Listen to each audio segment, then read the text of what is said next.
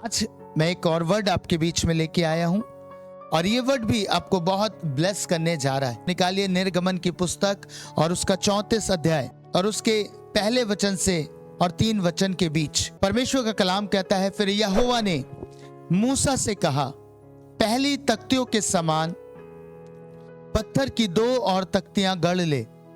तब जो वचन उन पहली तख्तियों पर लिखे थे जिन्हें तूने तोड़ डाला, वही वचन मैं उन तख्तियों पर भी लिखूंगा। सवेरे तैयार रहना और भोर को सीने पर्वत पर चढ़कर उसकी चोटी पर मेरे सामने खड़ा होना। तेरे संग कोई ना चढ़ पाए, वरन पर्वत भर पर कोई मनुष्य कहीं दिखाई ना दे, और न भेड़ बकरी और गाय बैल भी पर्वत के आगे चरने पाए। खुदा के लोगों, ये उस समय की बात है जब मूसा पहले तख्तियों को पा चुका था, पर जब वो पर्वत से नीचे उतर के आ रहा था, उसने देखा कि अधर्म हो रहा है।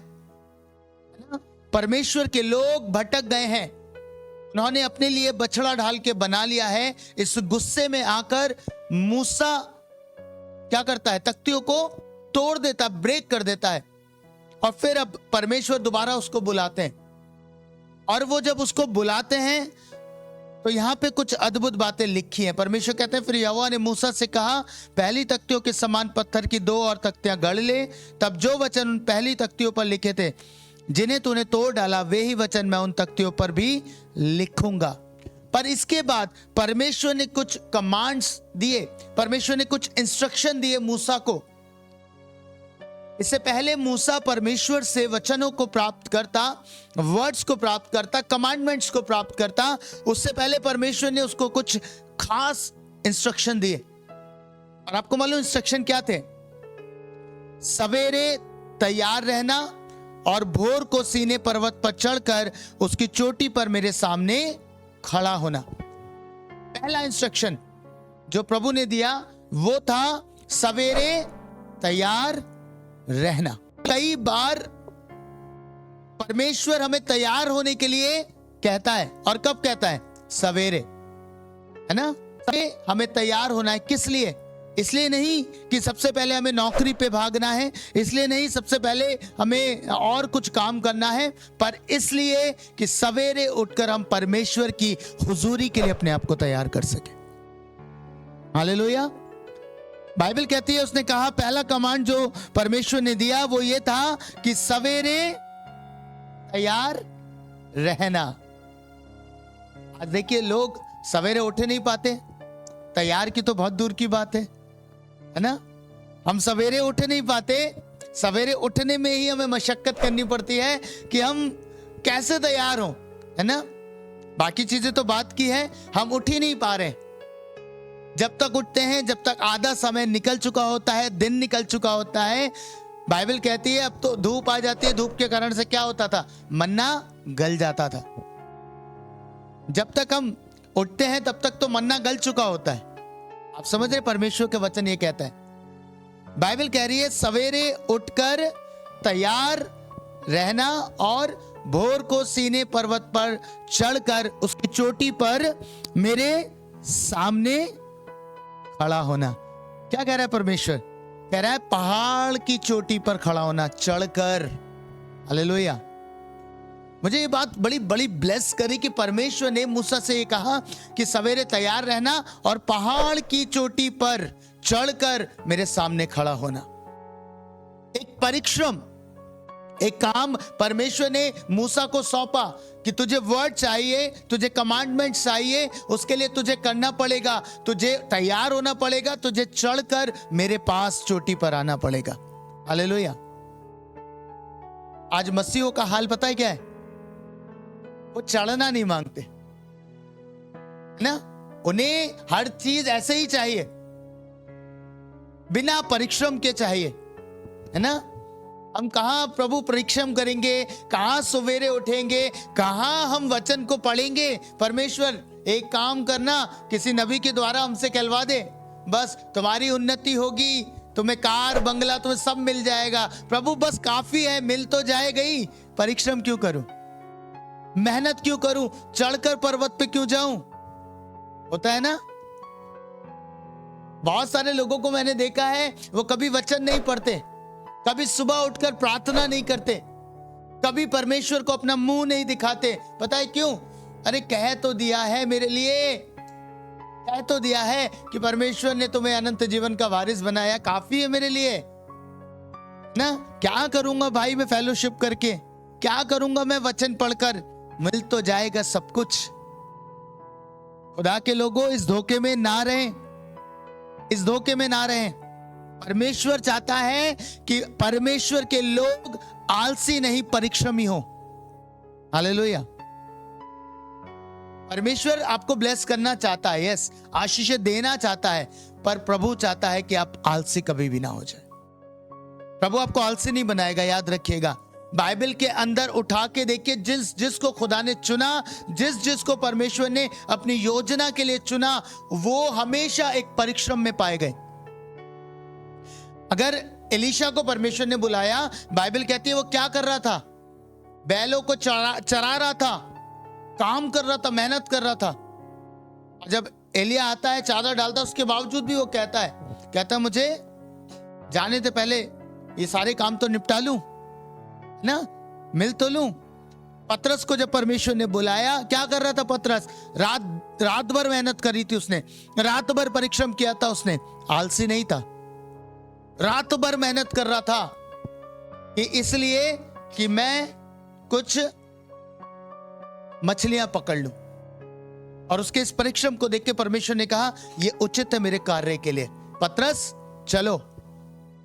मुझे बताओ मत्ती क्या कर रहा था? कहां बैठा था?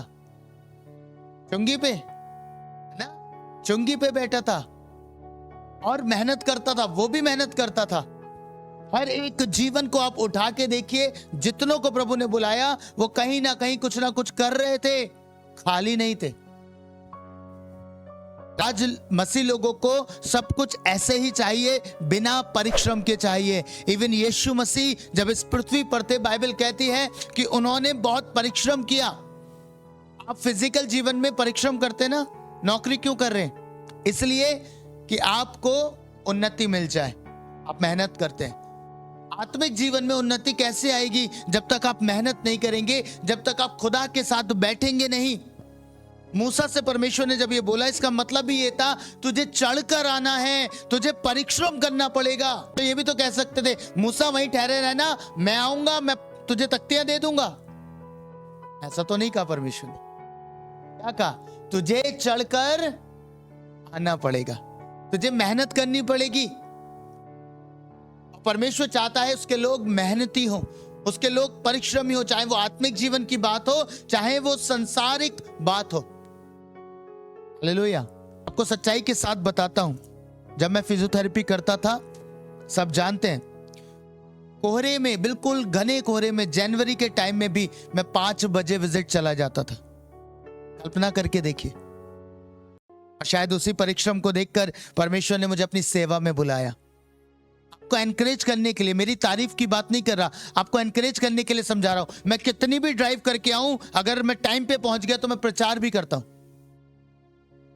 कारण क्या है? सिर्फ एक कारण है, क्योंकि परमेश्वर कभी अपने लोगों को आलस में देखना नहीं चाहता। हालेलुया। परमेश्वर चाहता है उसके लोग मेहनत करें, परिश्रम करें और आत्मिक उन्नति करें। आत्मिक उन्नति में वो बढ़ते चले जाए। अगर आप आलसी हो जाएंगे तो आपको बता रहा हूं, आपकी सेवा खत्म हो जाएगी। और बाइबल इसे प्रमाणित करती है। निकालिए मेरे साथ नीति वचन 24 उसका 30 से 34। पता है क्या लिखा है? सुनिए, परमेश्वर का कलाम कहता है, मैं आलसी के खेत के पास से और निर्बुद्धि मनुष्य की दाख की बारी के पास से होकर जाता था, तो क्या देखा कि वहां सब कहीं कटीले पेड़ भर गए। क्या हुआ? कहां से जा रहा है? आलसी के खेत के पास से और निर्बुद्धि मनुष्य की दाख की बारी के पास से होकर जाता था। दाख की बारी हमेशा सेवकाई को दर्शाती है। बाइबल कहती है कि मैं एक ऐसे व्यक्ति के पास से जा रहा था, लिखने वाला कह रहा है कि जो आलसी था और उसका खेत मैंने देखा वो निर्बुद्धि भी था, और लिखा है कि उसकी दाख की बारी के पास से जब मैं गया तो देखा कि वहां सब कहीं कटीले पेड़ भर गए और वह बिच्छू पौधे से ढक गई। आपको मालूम है, एक किसान जानता है कि जब वो कोई पौधा लगाता है, किसानी करता है, तो वो बीच बीच में आकर चेक करता है ना, अपनी दाख की बारी को वो चेक करता है, कहीं कटीले पेड़ तो नहीं आ गए, कोई और ऐसी चीजें तो नहीं उगाई जो मेरी खेती बाड़ी को खराब कर देंगी। वो बार बार जाकर चेक करता है। पर जब ये वचन का लिखने वाला लिख रहा है, नीति वचन का लिखने वाला लिख रहा है, तो वो कह रहा है, मैंने देखा कि वहां पे सब कटीले पेड़ भर गए, वह बिच्छू पौधों से ढक गई और उसके पत्थर का बाड़ा गिर गया। पत्थर के बाड़े का गिरने का मतलब है जो प्रोटेक्शन था वो गिर गया। अब तो जानवरों को, जंगली जानवरों को पूरी आजादी है कि वो घुसे और दाख की बारी को रौंद दे। आप समझ रहे? अगर आप अपनी दाख की बारी, अपनी सेवकाई, जो कुछ परमेश्वर ने आपको दिया है, जहां कहीं आपको परमेश्वर ने प्लेस किया है, अगर आप वहां पे आलसी हैं, निर्बुद्धि हैं, तो याद रखिएगा आपकी सेवा का हाल बिल्कुल ऐसा होगा, प्रोटेक्शन खत्म हो जाएगी। परमेश्वर इसीलिए कह रहे हैं मूसा तू ऊपर चढ़कर आ, परिश्रम कर और मेरे सामने खड़ा हो। हालेलुया। कहां पे खड़ा हो? पर्वत की चोटी पर, पर्वत की चोटी पे मेरे सामने खड़ा हो। परमेश्वर आपको आत्मिक जीवन में इस हाइट पे लेके जाना चाहते हैं जहां आप खुदा के सम्मुख खड़े रह सके, और ये तभी संभव है जब आप आत्मिक जीवन में परिश्रम करते हैं। हालेलुया। जब आप अपनी दाख की बारी की चिंता करते हैं, आपके दिमाग में ये रहता है प्रभु कि हाँ, आज मैंने वर्ड तो सुना है, केवल ये काफी नहीं है मेरे लिए, मुझे पर्सनल आपके साथ फेलोशिप करनी है, मुझे पर्सनल आपके साथ संगति करनी है, मुझे पर्सनली प्रभु आपके साथ प्रार्थना में बैठना है। हालेलुया। वरना तो आप पर्चे भरते रह जाएंगे, 1000 लोगों को भेजो आज तुम्हारे लिए ये हो जाएगा। हालेलुया। अब 1000 लिखने बैठे है ना, कुछ नहीं होगा खुदा के लोगों, लेकिन जब खुदा के साथ बैठना आरंभ कर देंगे सब कुछ हो जाएगा। हालेलुया। मैंने फिर कहा, परमेश्वर आपको ब्लेस करता है, प्रभु चाहता है आप ब्लेसिंग को प्राप्त करें, पर परमेश्वर चाहता है कि आप आलसी कभी भी ना हो। परमेश्वर आपके परिश्रम को देखना चाहता है आत्मिक जीवन में भी। जो लोग खुदा की सेवा में है ना, उनके लिए ये ना सोचे कि वो परिश्रम नहीं करते। मैंने देखा बहुत सारे लोग कहते हैं अरे ये करते क्या है, पूरे दिन तो घर में है। मैं आपको बताऊं, आप बैठ के देखो 2-3 घंटे प्रभु के साथ, आपको पता चल जाएगा। हालेलुया। प्रभु के साथ तो बैठना भी एक परिश्रम है बहुत। आप बैठ नहीं सकते। क्यों नहीं बैठ पाते? बाकी लोग 15 मिनट प्रार्थना नहीं कर पाते, क्यों नहीं कर पाते? जबकि वही लोग नौकरी में 10-10 घंटे बिता के आते हैं और 15 मिनट खुदा के साथ नहीं बैठ पाते हैं। क्यों? कुछ तो ऐसा है जो नहीं कर पा रहे, और खुदा के लोग कर पाते हैं। उनके लिए 2-2, 3-3 घंटे भी आसान होते हैं। खुदा हर क्षेत्र में आपको परिश्रमी बनाना चाहता है। अगर आप सेवकाई भी कर रहे हैं तो भी प्रभु कहता है दिन प्रतिदिन मेहनत तो करो, मैं बढ़ाऊंगा। मेहनत तुम्हारी होनी चाहिए। हालेलुया। हर क्षेत्र में प्रभु चाहता है कि आप काम करें।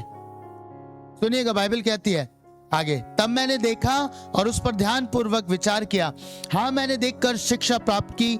छोटी सी नींद, एक और झपकी, थोड़ी देर हाथ पर हाथ रख के और लेटे रहना, तब तेरा कंगालपन डाकू के समान और तेरी घटी हथियारबंद मनुष्य के समान आ पड़ेगी।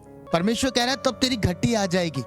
अगर आप आलसी रहेंगे, अगर आप परमेश्वर में बढ़ने के लिए परिश्रम नहीं करेंगे, आत्मिक जीवन में परिश्रम नहीं करेंगे, तो आपकी घटी आ जाएगी। और ये दोनों जगह काम करता है, फिजिकल वर्ल्ड में भी और आत्मिक संसार में भी। अगर आप परमेश्वर के साथ नहीं बैठे, आपने संगति नहीं करी, आलसी रहे, आलस में डूबे रहे, तो आपका कंगालपन आएगा आत्मिक। और अगर आप संसार में है, फिजिकल वर्ल्ड में आपने मेहनत नहीं करी, तो भी कंगालपन आएगा, और वो है कि आप निर्धन भी हो सकते हैं।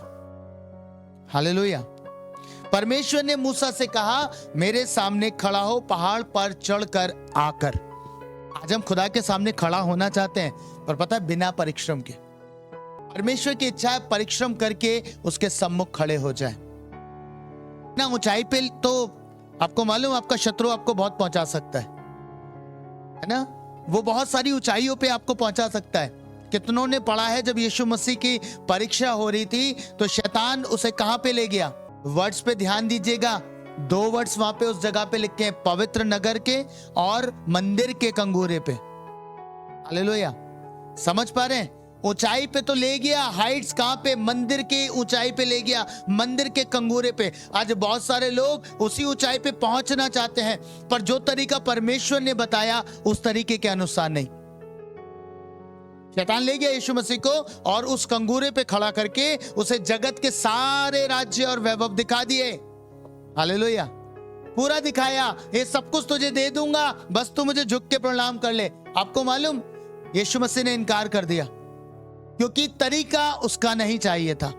परमेश्वर ने यीशु को महान किया, प्रभु ने उसे सब नामों से ऊंचा नाम दिया, प्रभु ने उसे अपने दाहिने हाथ का स्थान दिया। पर किस तरीके से? पता है, एक ही तरीके से। यीशु मसीह ने उन तमाम चीजों को पूरा करने के लिए केवल परमेश्वर की इच्छा को पूरा किया। हालेलुया। मैंने कहा आज लोगों को मिल जाती है तरक्की, मिल जाते हैं ऊंचाइयां, मिल जाते हैं बड़े बड़ी चीजें, लेकिन कैसे? क्या वास्तव में उसी तरीके से उन्होंने पाया है? बहुत इंपॉर्टेंट है। लोग आत्मिक जीवन में उस पे खड़े हो जाते हैं, पहुंच जाते हैं ऊंचाइयों पे, पर आप जीवन को देखिएगा, क्या है? नहीं है। कई बार हमें उस ऊंचाई पे शैतान पहुंचाता है, पर परमेश्वर कह रहा है, मूसा तुझे चढ़ के आना पड़ेगा, तुझे परिश्रम करके आना पड़ेगा, तुझे मेहनत करके मेरे सामने खड़ा होना पड़ेगा। मैं तुझे ऊंचाई पे बुलाऊंगा, पर उसके पीछे एक परिश्रम भी होगा। हालेलुया। और आज देखिए संसार में क्या हो रहा है, बहुत सारे झूठे नबियों को खड़ा कर दिया है दुष्ट ने, और बहुत सारे झूठी झूठी बातें फैल रही हैं। वो लोगों को कभी इन बातों के लिए एनकरेज नहीं करते, पर्सनल डिवोशन के लिए एनकरेज नहीं कर रहे, पर्सनल चीजों के लिए खुदा के साथ एनकरेज नहीं कर रहे। पर क्या है, उनकी सभाओं में आपको बैंक में पैसा मिल जाएगा, उनकी सभाओं में आपको कारें मिल जाएंगी, उनकी सभाओं में आपको घर मिल जाएगा, उनकी सभाओं में बस इतना ही मिलेगा। कभी प्रचार नहीं होगा कि खुदा में आने पर परमेश्वर आपके स्वभाव को बदलने के लिए आप पे दबाव भी डालता है। हालेलुया। जब मसीह दबाव में जाता है तब उसका स्वभाव निखरता है, दबाव में स्वभाव। हालेलुया। जब तक दबाव नहीं आएगा स्वभाव बाहर नहीं आएगा। बाइबल भी इस बात को कहती है। बाइबल कहती है कि मिट्टी के पात्रों में धन छुपा हुआ है, जब तक वो टूटेगा नहीं धन दिखाई नहीं देगा। क्रशिंग आना बहुत जरूरी है मसीह लोगों के जीवन में। जब तक वो उस प्रेशर से नहीं गुजरेंगे, जब तक वो उस दबाव से नहीं गुजरेंगे, उनका खूबसूरत बाहर नहीं आ सकता, उनका भीतरी मनुष्य बाहर नहीं आ सकता, उनका भीतरी स्वभाव जो परमेश्वर के समान है वो बाहर नहीं आ सकता। लेकिन जिस घड़ी वो दबाव से होके गुजरते हैं, प्रेशर को बेयर करते हैं, है ना, दुखों को सहते हैं, तकलीफों को सहते हैं, तब उनका जो बेस्ट होता है वो बाहर आता है। हालेलुया। इसलिए याद रखें, दबाव से स्वभाव निकलता है। जितना दबाव आप परमेश्वर के नाम के कारण सहते हैं, उतना बेहतरीन आपका बाहर आ जाता है ना। आपने देखा होगा, जब कोई ट्रेनर किसी को ट्रेन करता है तो वो भूल जाता है सब कुछ, भूल जाता है सब कुछ। सिर्फ एक ही चीज याद रखता है कि मुझे अपने स्टूडेंट को ट्रेन करना, चाहे कितना भी दबाव इस पे डाला जाए। हालेलुया। जब तक वो उसे तैयारी में प्रेशर नहीं देगा, तब तक उसका बेस्ट बाहर नहीं आ सकता ना। कभी कभी आप मोटिवेशनल चीजों को देखते हैं, आपको समझ में आएगा, भाग मिल्खा भाग, दंगल ना, ये वाली चीजें हैं जिनसे आपको समझ में आएगा। मुझे एक डायलॉग बहुत अच्छा लगता है, मैंने कभी सुना था, ये मुझे बहुत आशीष मिली। उसने कहा, जब मैं पिता होता हूं तब मैं गुरु नहीं होता, और जब मैं गुरु होता हूं तो मैं पिता नहीं होता। इसका मतलब समझ रहे हैं? इसका मतलब यह है, जब वो गुरु है तो वो भूल जाता है कि मैं पिता हूं, फिर वो पूरी पूरी ताड़ना करता है स्टूडेंट की, है ना। लेकिन वही जब वो पिता होता है तो वो पैर भी दबाता है ना, वो सर पे हाथ भी फेरता है। याद रखिएगा इस बात को। परमेश्वर आपको दबाव में इसलिए लेके जाते हैं, प्रभु आपको सिखाना चाहते हैं। ऊपरी सतह पे नहीं चाहते कि आप यहां पे तैरे, यहां से कुछ नहीं पा सकते। अगर आप इन्हीं चीजों में लगे रहे, परमेश्वर के साथ परिश्रम नहीं किया, वचन के लिए परिश्रम नहीं किया, फेलोशिप नहीं करी, प्रभु के साथ नहीं रहे, तो याद रखिएगा एक समय आ जाएगा कि फिर नरक की आग आपका इंतजार करेगी। इसलिए खुदा के लोगों, परमेश्वर चाहता है कि आप परिश्रम करें। और परमेश्वर ने मूसा को यही कहा, चढ़कर आ और खड़ा हो मेरे सामने, खड़ा हो मेरे सामने। यही तरीका है आपको आत्मिक जीवन में बढ़ना है, स्ट्रगल करके आगे जाना है ना, स्ट्रगल करके आगे जाना है। लोभ लालच के चक्कर में पड़कर आगे जाओगे तो फंस जाओगे, खड़े नहीं रह पाओगे, खुदा के सामने खड़े नहीं रह पाओगे। मुझे बताइए, नादाब और अबीहू खड़े रह पाए जब उन्होंने ऊपरी आग चढ़ा दी? परमेश्वर ऊपरी आग को पसंद नहीं करता। प्रभु कहता है परिश्रम करो, परिश्रम करके मेरे सामने आओ, डेली बैठो तो सही। हमें तो वो वाली चीज चाहिए। अरे हम क्यों मेहनत करें प्रकाशन पाने के लिए, हम क्यों मेहनत करें सारी चीजों को पाने के लिए? प्रभु का दास आएगा, उसको वो घंटों बैठ के आया है, उसे एक प्रकाशन मिला, हम सीधे सीधे लिख लेंगे। खुद मेहनत करके परिश्रम करके कब आप प्रकाशन पाएंगे? बाइबल में लिखा है, परमेश्वर का वचन कहता है, तुम कब तक दूध पीते रहोगे? समय के हिसाब से तो तुम्हें गुरु हो जाना चाहिए था। दूध पीने का मतलब है अभी तक तुम्हें बस यही है कि कोई तुम्हें सिखाए, कोई तुम्हें समझाए। अरे जिस लेवल पर हम आ गए हैं, वहां हमारा खुद परमेश्वर के साथ ऐसा संबंध होना चाहिए कि हम भी लोगों को सिखाएं, कि हम भी परमेश्वर के लोगों को और सुसमाचार दें और बताएं, है ना। और बाइबल कहती है, पौलुस कहता है, तुम कब तक दूध पीते रहोगे? अनसयानों के लिए है, याद रखिएगा। परमेश्वर चाहते हैं आप मेहनत करें। परमेश्वर ने आगे एक और इंस्ट्रक्शन मूसा को दिए। परमेश्वर का वचन कहता है, आगे उसने कहा, और तेरे संग कोई ना चढ़ पाए।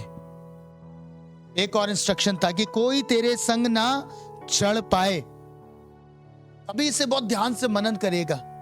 परमेश्वर कहते हैं, जब तू ऊपर आए तो तेरे साथ कुछ भी नहीं होना चाहिए, है ना। एक आत्मिक पहलू इसका बताऊं, एक आत्मिक पहलू यह है, परमेश्वर नहीं चाहता कि जब आप उसकी उपस्थिति में आए तो कोई और चीज के प्रति आपका प्रेम से हृदय भरा हुआ हो। हालेलुया। पूरा खाली करके खुदा के पास आपको जाना चाहिए, पूरा खाली करके अपने आप को परमेश्वर की हुजूरी में लेके जाना चाहिए। अगर कुछ भी गलत विचार है, कुछ भी चीजें आपके जहन में चल रही हैं, तो आप खुदा की उपस्थिति में बैठ ही नहीं पाएंगे। प्रभु कह रहा है, कोई नहीं चलना चाहिए तेरे साथ पर्वत पे। इसका मतलब है केवल तू आना चाहिए। हमारे साथ क्या है, हम बहुत सारी चीजें लेके चलते हैं। प्रेयर में बैठेंगे और विचार क्या आ रहा होगा, अभी बर्तन धोने, अभी रोटी बनानी ना, अभी बाजार से कुछ लेके आना है, अभी ये करना है, वो करना। कितनी चीजें साथ लेके गए, सब कुछ, है ना। परमेश्वर क्या कहता है, जब तू आए तो कोई तेरे साथ ना हो। पर हमें तो सब कुछ चाहिए, हम सब कुछ लेके जाएंगे। परमेश्वर, हमें पता है प्रेयर के दौरान बहुत सारे फोन्स आएंगे, प्रेयर के दौरान हमें बहुत सारे लोगों से बात भी करनी है। अरे तो दुआ करने क्यों गए थे? दुआ करने क्यों गए थे? आप गए थे परमेश्वर से मुलाकात करने, पर लेके सब कुछ जा रहे हैं अंदर। हालेलुया। और इसलिए परेशान हो जाते, इसलिए परेशान हो जाते, मन ही नहीं होता। 10 मिनट के बाद आपके अंदर एक बेचैनी आती है कि अरे चलो अब उठ के बाहर चलें। आपका मन भीतर लगा नहीं, पता है क्यों? क्योंकि आप खुदा से मिलने नहीं गए थे, बस एक फॉर्मेलिटी पूरी करने गए थे और बाहर आ गए। हालेलुया। जिसका मन परमेश्वर में लगा रहता है, जो खुदा के साथ बैठना पसंद करता है, वो घंटों बैठ सकता है। हालेलुया। हम लोग थिएटर में बैठते हैं ना 3-3 घंटे, मूवीज देखते हैं ना 3-3 घंटे। अरे तो खुदा के साथ क्यों नहीं बैठ पाते 1 घंटा भी? क्योंकि विचार विचार विचार इधर से उधर से बहुत सारी चीजें हमारे जहन में चलती रहती है, हम खुदा को पूरा ऑनर नहीं देते। इसलिए मूसा को इंस्ट्रक्शन दिए गए, मूसा अकेले चढ़ के आना, कुछ मत लेके आना। ये आत्मिक है ना। मूसा से कहा मैं आपको सिखाने के लिए बता रहा हूं, हमें कुछ लेके नहीं जाना है, हमें अकेले ही परमेश्वर के सामने जाना है, उसकी हुजूरी में जाना है। एक और भेद की बात बताता हूं, कभी किसी मिनिस्टर को भी अपने जहन में लेके मत जाना। हालेलुया। कई बार हम मिनिस्टर्स को भी, यानी कि प्रभु के दासों को भी एक दूसरा ईश्वर बना लेते हैं। आपको गंभीर बात बता रहा हूं, हमारे जहन पे, हमारी सोच पे मिनिस्टर इतने हावी हो जाते हैं, प्रभु के दास लोग भी इतने हावी हो जाते हैं कि जब हम प्रेयर रूम में बैठते हैं तब उन्हीं का चेहरा दिखाई देने लगता है। बस आप समझ रहे हैं, खुदा से कोई बातचीत नहीं, बस वही चीजें हमारे सामने आ रही हैं। कह रहे होंगे भैया क्या बात कर रहे हैं, आप भी तो सेवक है। यस, मैं सेवक हूं, पर मैं खुदा से बड़ा नहीं हूं। हालेलुया। सबसे ऊंचा सिर्फ परमेश्वर है। मैं आपको अपने आप से जोड़ने के लिए नहीं आया, मैं आपको खुदा से जोड़ने के लिए आया हूं। जितने सेवक सेवा करते हैं उनका पहला उद्देश्य यही होना चाहिए जो यूहन्ना ने कहा, अवश्य है मैं घटूं और वो बढ़े। हालेलुया। पर हम अपनी छवि लोगों के हृदय में इतनी इम्प्लांट कर देते हैं, इतनी इम्प्लांट कर देते हैं कि हमारे अलावा ना तो वो किसी और को देखे ना वो खुदा को देखे। आपको सच्चाई के साथ बता रहा हूं, एक भाई ने मुझे गवाही दी। उसने कहा भैया मैं दुआ नहीं कर पा रहा। मैंने कहा क्या हो गया, क्यों नहीं कर पा रहे? कह रहे मैं जाता हूं, एक प्रभु के दास के मैं संपर्क में हूं, जब भी बैठता हूं उन्हीं का चेहरा दिखाई देता है, उन्हीं की बातें घूमती रहती हैं। मैंने कहा आपने ना उन्हें यहां चढ़ा लिया है, बाहर निकालिए यहां से। यहां पे सिर्फ खुदा होना चाहिए। हालेलुया। उसका सिंहासन हमारे हृदय पे लगा होना चाहिए, सिर्फ उसी का सिंहासन हमारे दिल में होना चाहिए। हालेलुया।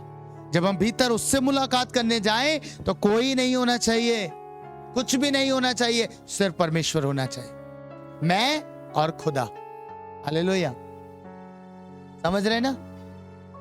एक बात याद रखना, मैंने जो प्रभु में सीखी,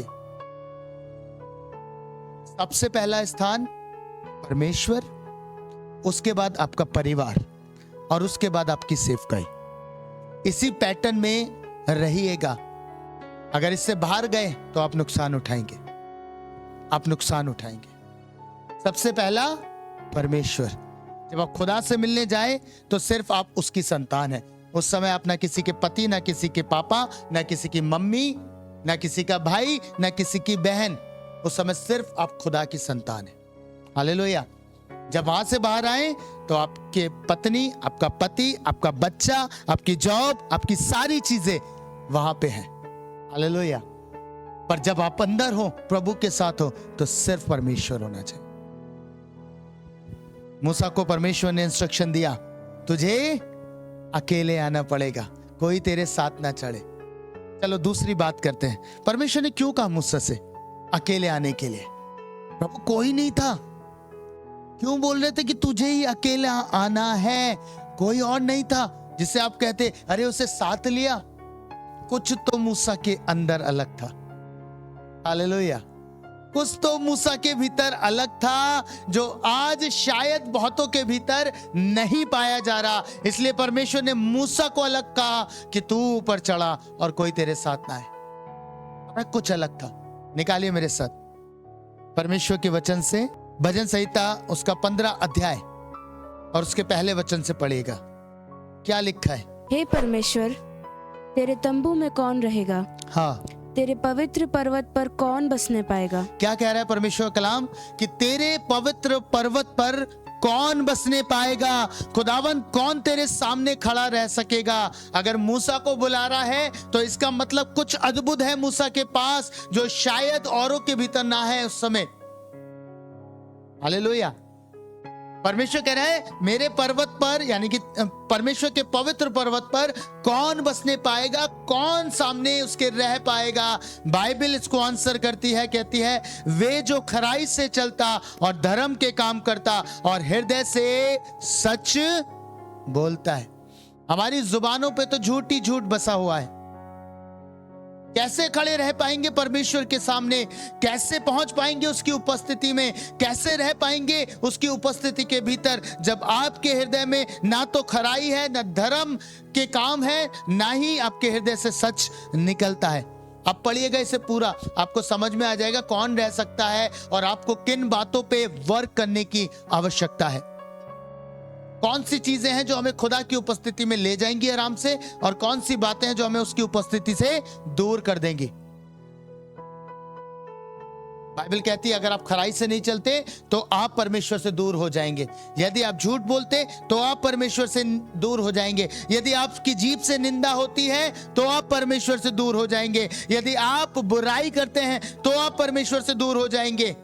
आप उसकी उपस्थिति में नहीं ठहर पाएंगे। और यहां पे लिखा है यदि आप पड़ोसी की निंदा सुनते हैं तो भी आप परमेश्वर से दूर हो जाएंगे। मैंने कहा था ना कल का वचन, सुनने पे बहुत चौकसी बरतनी है।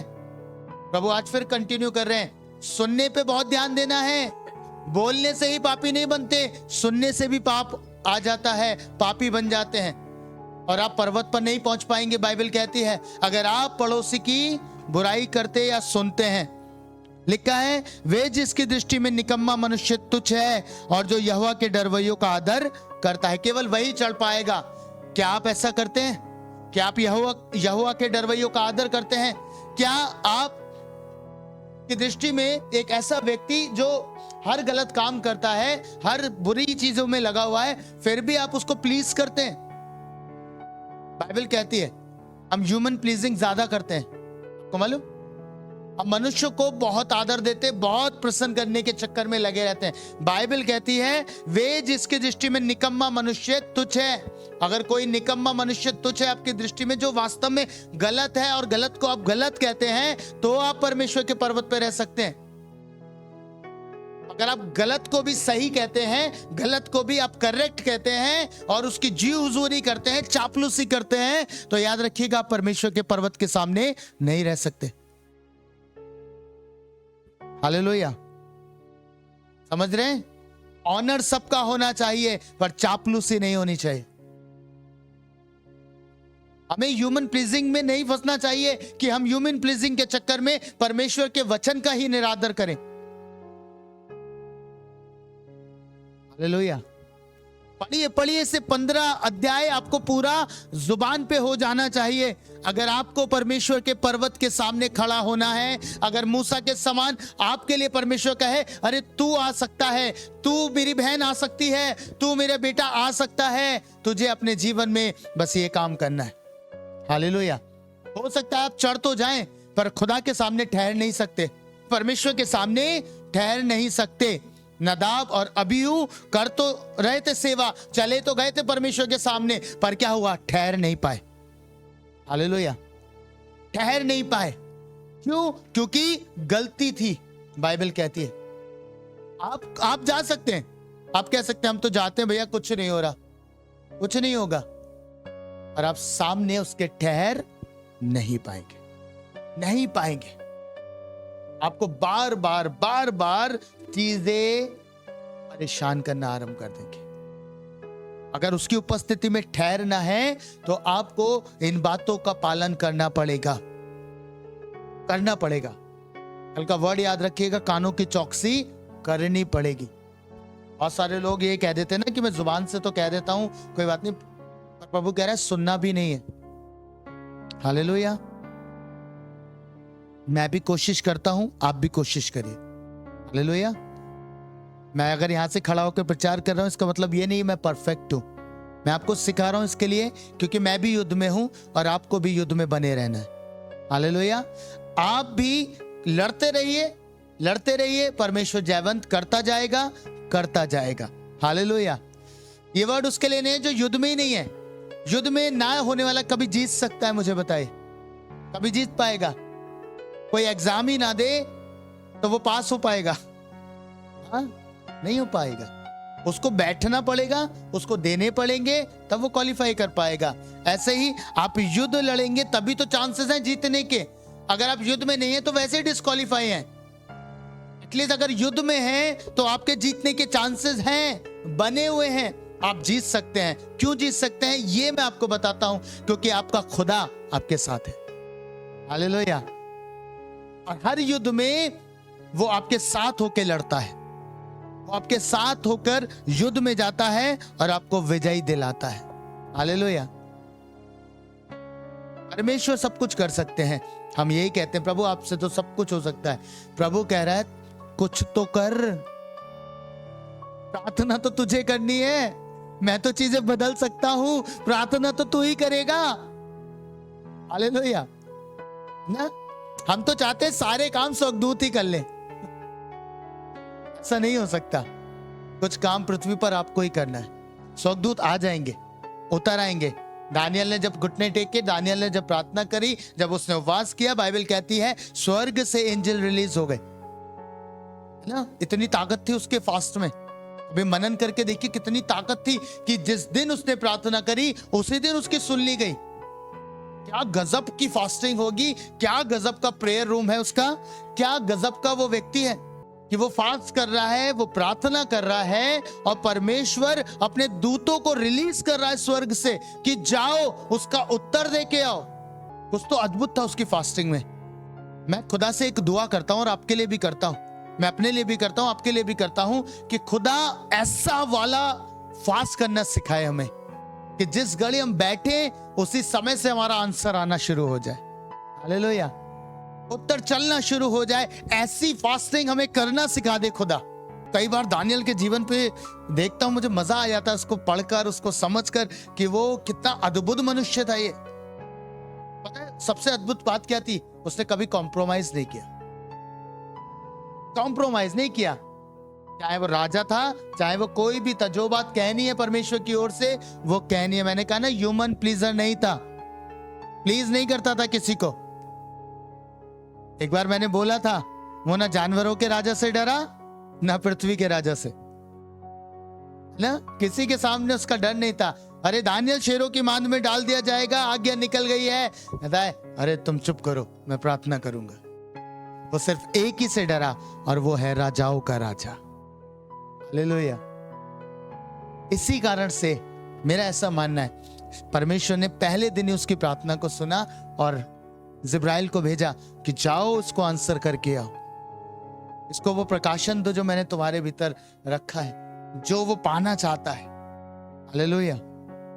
खुदा के लोगों, इन वचनों से हमें सीखने की जरूरत है। परमेश्वर ने मूसा को कहा भोर को उठो, सवेरे उठकर तैयार रहो और चढ़कर आओ और मेरे सामने खड़े हो। आज आप सबसे ये बात कहना चाहता हूं, हमें ऐसा ही जीवन जीना है। हमें खुदा के सम्मुख जाना है। सुबह में ना अपनी जॉब पे भी जाइए, कौन मना करता है। खुदा के साथ पर टाइम स्पेंड करिए। नहीं कर पा रहे सुबह, भागना है, थोड़ा लेट करिए पर करिए।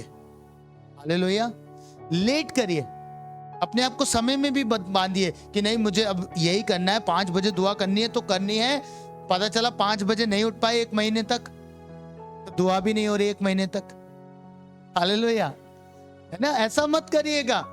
प्रभु ने कहा है उठना है, यस कंपलसरी है, अच्छा है आप उठेंगे, आप खुदा के मुख को ताकेंगे। लेकिन अगर नहीं भी उठ पा रहे हैं तो एटलीस्ट दिन में दुआ तो करिए, दुआ तो करिए। मैंने बहुतों को जीवन में ये कहते सुना, भैया भोर में नहीं उठ पाते इसलिए उसके बाद हमसे दुआ ही नहीं होती है। मैंने कहा ऐसा कब परमेश्वर ने कहा कि भोर में नहीं करोगे तो पूरे दिन मत करना। मैंने दानियल 3 बार करता था, अब तीनों टाइम भोर तो होगा नहीं, हो सकता है, क्या पता वहां होता हो, ऐसा नहीं है ना। यीशु मसीह पूरी रात प्रार्थना करते थे, दिन में भी प्रार्थना करते थे। अगर आपका नहीं हो पा रहा भोर का तो एटलीस्ट एक टाइम तो बनाइए खुदा के लिए, एक समय तो उसके साथ बैठिए, ये इंपॉर्टेंट है। और दूसरी चीज, आलस को छोड़ दीजिए। परिश्रम करना है प्रभु में बढ़ने के लिए, आत्मिक जीवन में बढ़ने के लिए, है ना। और खुदा के सामने सिर्फ एक चीज ठहरा सकती है, वो है कि जब आपके कैरेक्टर में, आपके स्वभाव में ये बातें जो भजन संहिता 15 में लिखी हैं आ जाएंगी तो आप खुदा के सामने खड़े रह सकते हैं। हालेलुया। खुदा आज शाम आप सबों को बहुत बहुत ब्लेस करे। मसीह में प्रिय भाइयों बहनों, अगर आप प्रभु के दास अभिषेक सिंह के द्वारा दिए गए वचन व प्रकाशन व प्रार्थना के द्वारा आशीषित हुए, परमेश्वर की आत्मा ने आपसे बातें की, तो आप ज़रूर से अपने अनुभवों को हमारे साथ साझा करें। अगर आपके जीवन में कोई गवाही है तो उससे भी आप ज़रूर से हमारे साथ बांटें। आप हमें प्रार्थना भवन पर संपर्क कर सकते हैं।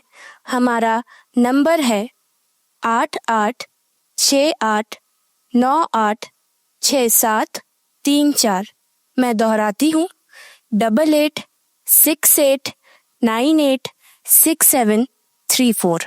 अगर आप हमारी सेवकाई से जुड़ना चाहते हैं तो आप हमारे दिए गए व्हाट्सएप नंबर पर अपने नाम को, अपने शहर के नाम को भेज सकते हैं, या फिर आप हमें कॉल भी कर सकते हैं। हमारा नंबर है 8868986734। यदि आप हमें भारत के किसी भी क्षेत्र से देख रहे हैं और सेवकाई में मदद करना चाहते हैं, तो इस समय आपकी स्क्रीन पर जीसस केयर मिनिस्ट्रीज का QR कोड और बैंक डिटेल्स दिखाई जा रही हैं। आप उसके माध्यम से अपने दानों और दशमांश को बो सकते हैं। अगर आप प्रभु के दास के द्वारा दिए गए वचनों को सुनना चाहते हैं और आराधना के गीतों को सुनना चाहते हैं, तो आप हमारे YouTube चैनल्स को सब्सक्राइब कर सकते हैं। और इस घड़ी हमारे YouTube चैनल्स के नाम आपके टीवी स्क्रीन्स पर दिख रहे होंगे। आप हमें Facebook और Instagram पर भी फॉलो कर सकते हैं। परमेश्वर आप सबको आशीष दे।